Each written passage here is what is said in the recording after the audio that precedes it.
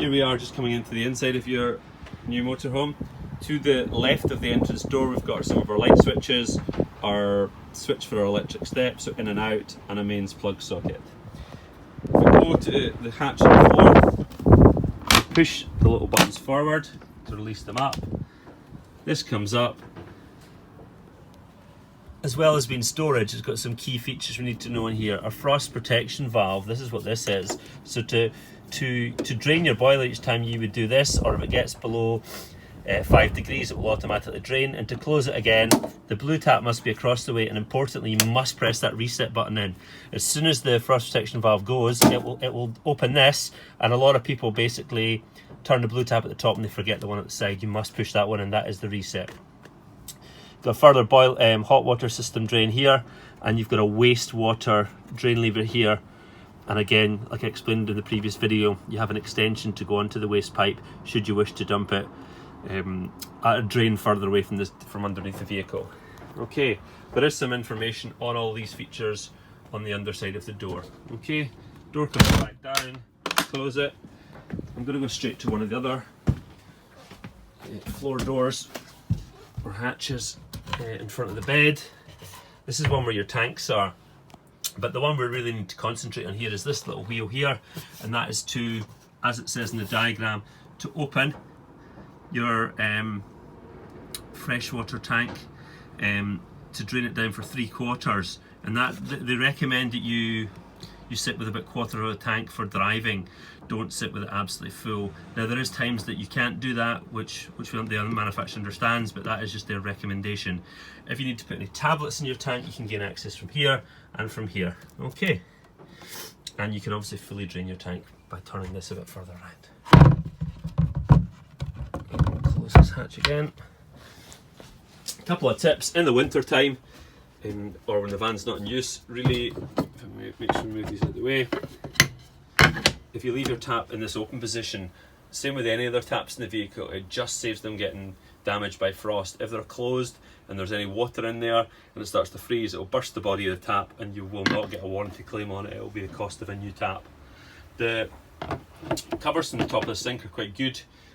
There's a little place in here you can store them for extra space if you need to put things on them, etc. when you're prepping food. So they do sit in there as well. I'll just set this one back in here for now.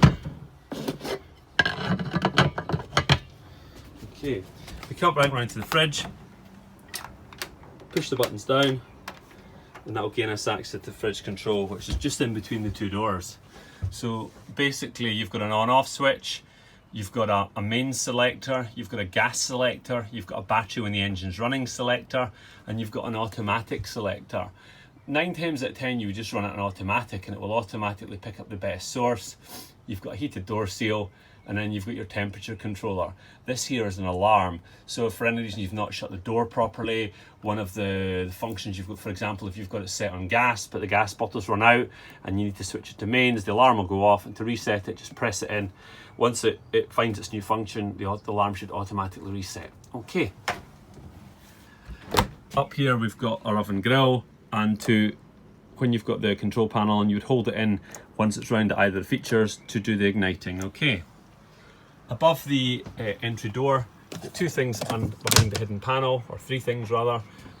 One to the far left is the one I explained earlier to do with the gas regulator. That's the heating system for it. So for winter use, that's your control panel, so your on-off switch, your water pump, your entertainment system, your lighting switch, then your battery voltages, your freshwater level, wastewater level, and then your engine battery voltage. So the top one is your habitation battery. And this is our Truma heating system. So at the moment, clock, above the line there's nothing. If I press that in, it'll come up and you'll see it flashing initially on a picture of a van. So that is the thermostat for the heating in the van. So to select that, I push the button in.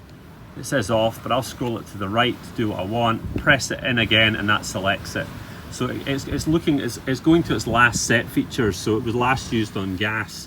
so it'll go to that. I'm going to switch it off quite quickly because it'll put it into fault mode. Scroll it back and press it in again, and that basically switches it off.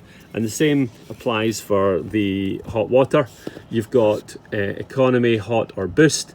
If you put boost on, it will automatically switch your heating off because boost is it's giving it priority when you put it on boost. Come along to the next one, that's your selector. So you can have an electric 1, electric 2, which is 2 different electric settings. You can have it on gas only, or mix 1 and mix 2, and mixture 1 and mixture 2 is using gas and electric. And the last one is just really the fan for your heater. You've got a timer which you can read the book and you can set timers to come on and off.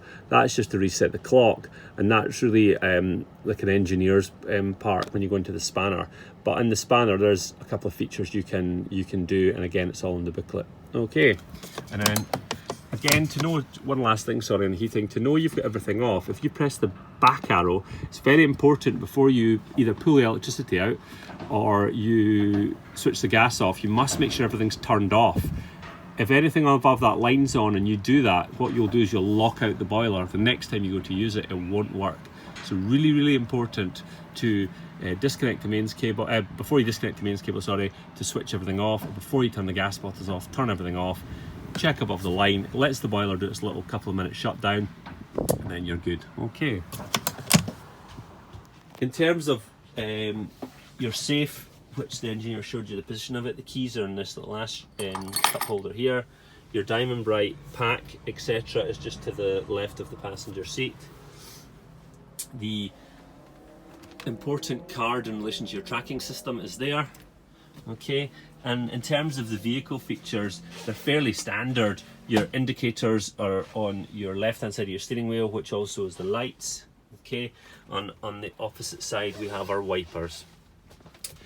You've got front and rear fog lights, adjusting the beam for your lights, adjusting the mirrors, all here.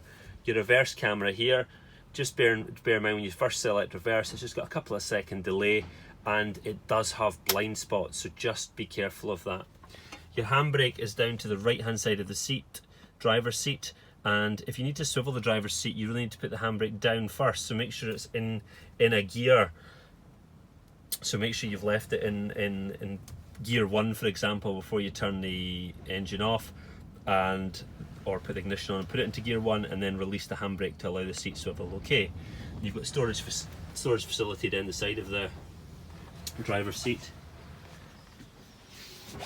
One last feature as well, on the table, to turn the table, you've got a button here, and this button will allow you to move the table. So that button is pressed by your foot, put your foot on it, and that allows the movement of the table. Okay, I think that covers the main things in the vehicle. I mean, a few things like naturally make sure skylights are closed before you drive off, windows are closed. It's fairly self-explanatory stuff, but again, anything at all you're unsure of, then give us a shout. And just walking around the vehicle before Tim goes away, I've noticed there's a locker open, and that's another thing. You'd make sure all doors are closed before you take off. You've got a carbon monoxide alarm, which is up to the gable end of the toilet compartment. Okay, and the batteries we recommend you change once a year. In terms of the toilet compartment, 2 things you need to know for operating it. When you use a cassette toilet, if you haven't used one before, you would do your business. You would then use the release lever at the front, so move it that way. You would then flush, bearing in mind your water pump must be on and you must have water in your tank. You would then close the lever, and it's important that lever's closed and that flap is closed in the toilet bowl before you try to take the cassette toilet out. Otherwise, it sometimes can jump past it, but you will not get the cassette back in, so really important to do that. There will also be on this panel here, it's hard to see, but there will be a light when it starts to get full of the cassette. There's a sensor in it, and it will warn you in here, so at least you know when to empty the cassette. Okay.